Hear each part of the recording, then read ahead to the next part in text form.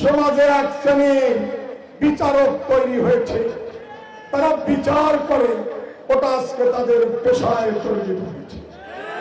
বিচারটা কেমন?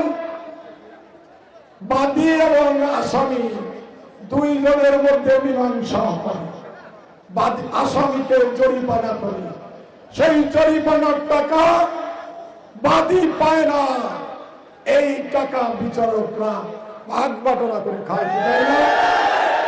এরকম আছে নাকি? আছে।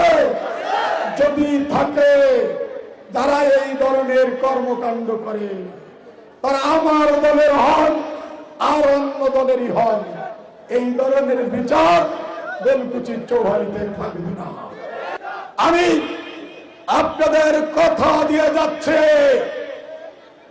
12 তারিখের মধ্যে শেষ আলটিমেটাম। যারা চাঁদাবাজি সন্ত্রাস করে তারা ভালো হয়ে যান।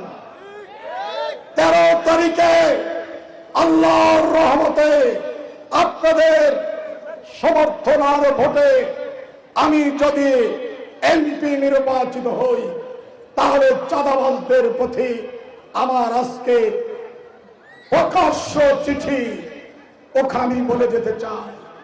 হয় 13 তারিখে তাবলীগ জামাতে যাবেন নিজের আত্মশুদ্ধির জন্য, 3 মাসের চিল্লায় যাবেন, টাকা পয়সার ব্যবস্থা আমি করে দেব। আর যদি নিজেকে পরিবর্তন করতে না পারে, সিরাজগঞ্জের কান্দাপাড়ায় একটি আবাসিক বিল্ডিং আছে, জানেন?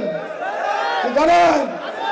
ওখানে আরাম এসে থাকার ব্যবস্থা করে দেব।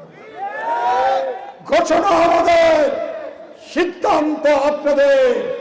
চাঁদাবাজ মস্তানদের কোনটা বেছে নেবেন? সময় 12 তারিখ পর্যন্ত। 13 তারিখের পরে আর কোনো অজুহাত